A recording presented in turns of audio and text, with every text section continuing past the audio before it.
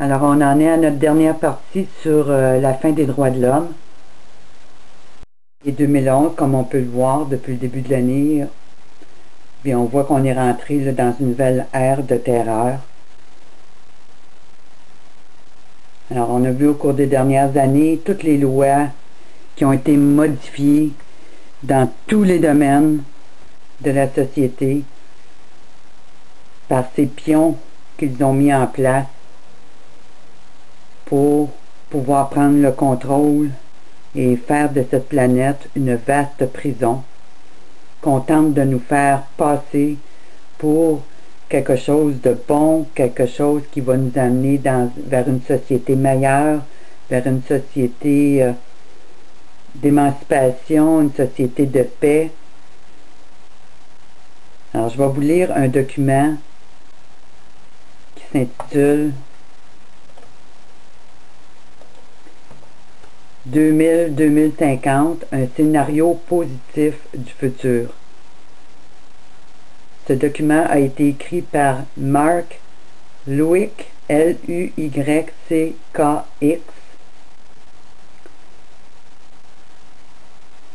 Et ça nous montre un peu la vision que nos élites ont, puisqu'on tente de nous faire croire par toute cette réingénierie.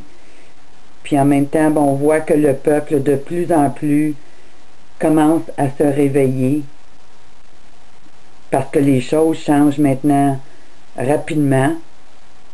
Alors, lisons un petit peu ce qui est écrit dans les premiers paragraphes. Je vais vous mettre le lien sous la vidéo pour que vous puissiez en prendre connaissance, puis que vous puissiez compléter la lecture. Alors, 2000-2050, un scénario positif du futur. Ce texte est le prologue de la Société de la connaissance, le nouveau livre de Mark Luyck, l'un des meilleurs prospectivistes européens actuels. Ce livre s'ouvre sur une histoire de la première partie du 21e siècle. Je dédie ce prologue à la mémoire de Willis Harman, qui, à la fin de sa vie, insistait énormément sur l'importance de produire et de diffuser des scénarios positifs du futur. Car, disait-il, ils agissent à un autre niveau, sur le champ morphogénétique de la conscience humaine globale et font advenir la positivité qu'ils annoncent. C'est donc une responsabilité importante qu'il nous a invités à assumer. Agissons donc ensemble sur le futur en le racontant. Nous sommes en 2050 et un groupe d'historiens essaye de composer un récit facile à insérer dans les manuels scolaires afin de raconter et d'expliquer à nos enfants comment et pourquoi les choses ont tellement changé et comment elles étaient en 2007. Comment les gens vivaient et quelle était la situation et pourquoi on avait détruit les espèces animales et végétales par milliers et comment on était parvenu à influencer négativement le climat. Comment pendant si longtemps on avait appauvri les pauvres et enrichi les riches, tout en promettant le contraire. Les enfants de 2050 avaient toutes les peines du monde à comprendre le malaise croissant autour des années 2010-2012. Aux environs des années 2010-2012, un malaise grandissant a commencé à se manifester au sein de la population mondiale, y compris dans les pays riches. Au Sud, on acceptait de moins en moins un système où une énorme majorité de la population était exclue, tandis qu'une faible minorité s'emparait de la majorité des biens, et surtout que la situation non seulement ne s'améliorait pas, mais elle empirait de jour en jour, malgré les promesses des dirigeants et des économistes que la croissance du PNB allait apporter la prospérité à tous. On ne voyait pas comment un système qui avait depuis 1950 promis d'apporter du développement au Sud et n'avait fait qu'approfondir les structures d'inégalité pourrait tout à coup produire des effets contraires. Au Nord, le nombre de citoyens qui commençaient à se poser des questions grandissait de jour en jour. L'inquiétude grandissait par rapport au futur. N'allons-nous pas vers des changements climatiques graves? Le Gulf Stream n'est-il pas déjà en train de se déplacer, ce qui plongerait l'Europe dans la glaciation? Qu'en est-il de l'extinction des espèces animales et végétales? Comment faisons-nous face à l'explosion démographique? Si nous ne résolvons pas les problèmes de pauvreté aiguë à nos frontières, la pression migratoire va devenir intolérable, voire violente. Que faire? Et cette inquiétude ne recevait de la part des dirigeants et des gouvernements qu'une seule et même réponse. Il faut faire confiance aux méthodes d'hier pour résoudre les problèmes de demain.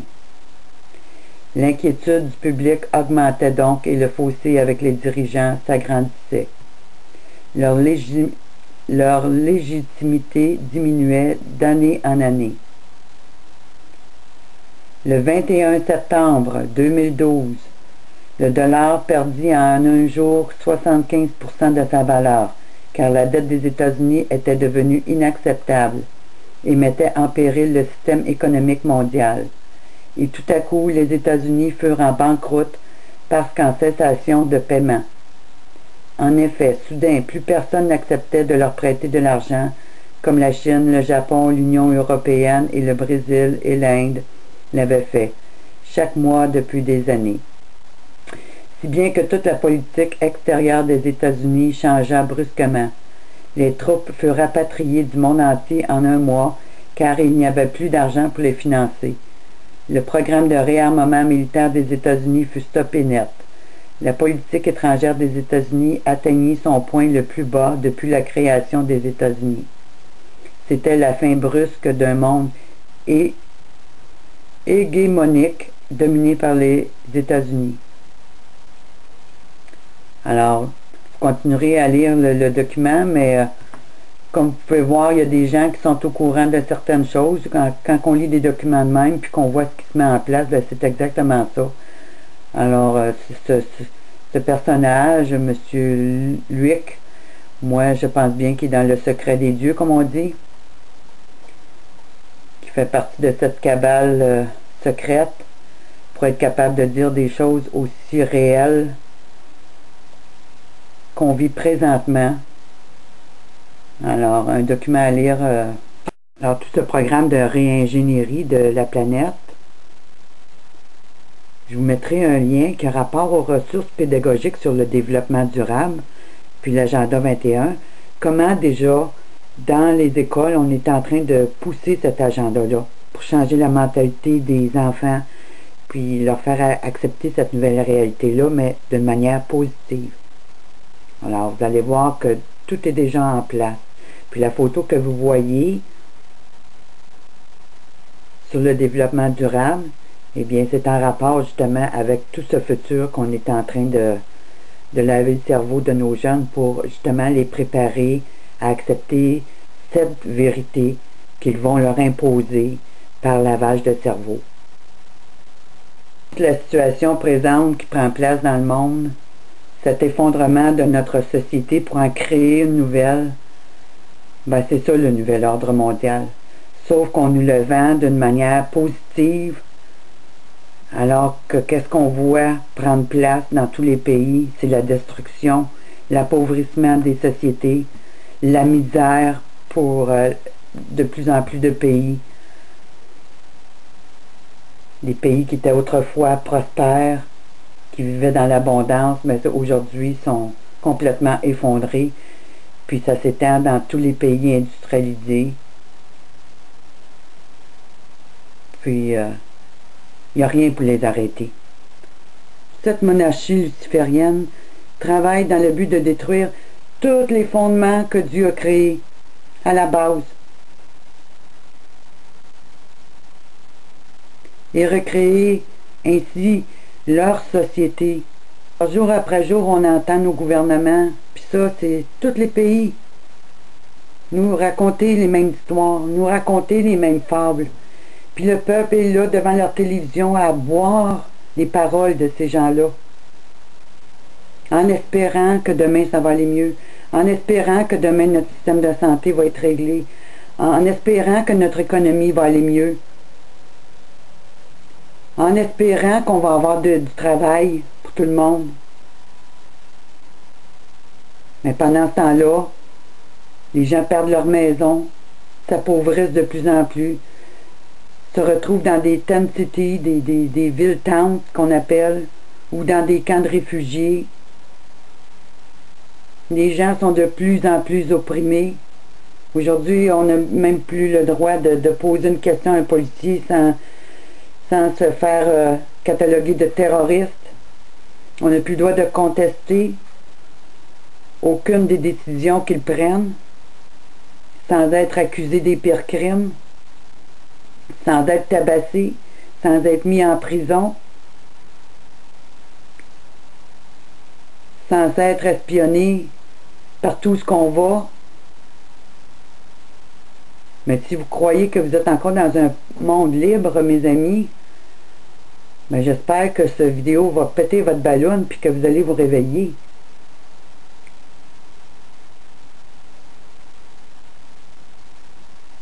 Il y a une vidéo qui a été faite en anglais, je vais vous le mettre puis je vais vous le commenter. Parce que c'est vraiment là, la vision du développement durable qu'on nous vend depuis des années. Mais vous allez voir qu'est-ce qui prend place. Vous allez voir ce monde d'esclaves qui prend place. J'ai essayé de le trouver en français, j'ai pas trouvé rien. Alors je vais le mettre en mode silence, puis je vais le passer par ma caméra, puis je vais vous le commenter. Pour que vous preniez conscience jusqu'à quel point ça va. Quand on dit on perd toutes nos libertés, ben vous allez voir que ça va loin.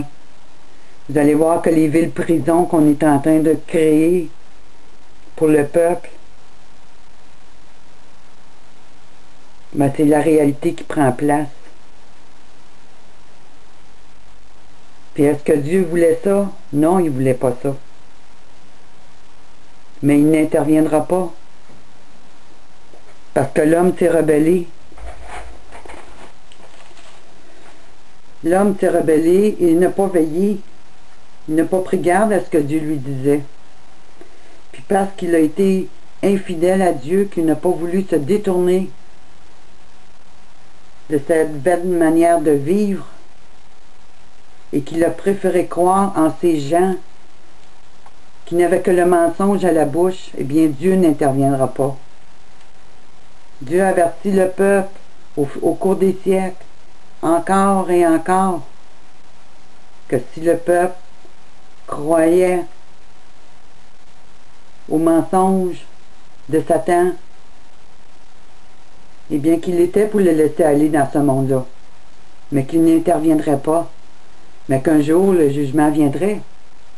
Et aujourd'hui, bien, on est rentré dans les jugements. Alors aujourd'hui, on vit sous la grâce, on vit sous la nouvelle alliance avec la venue de Jésus il y a 2000 ans.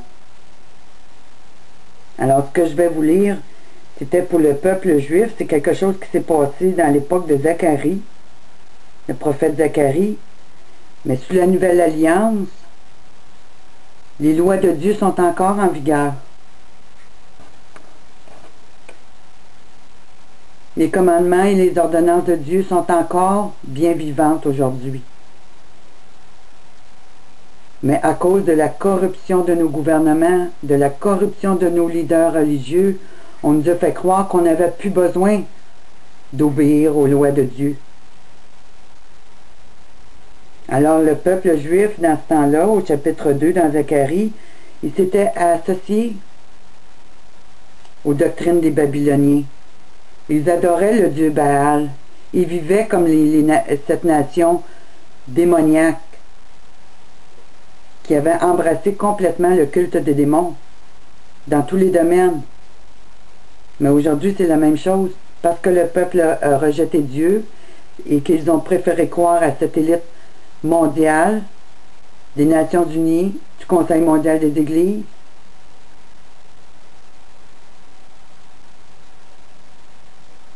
eh bien, Dieu envoie ses jugements.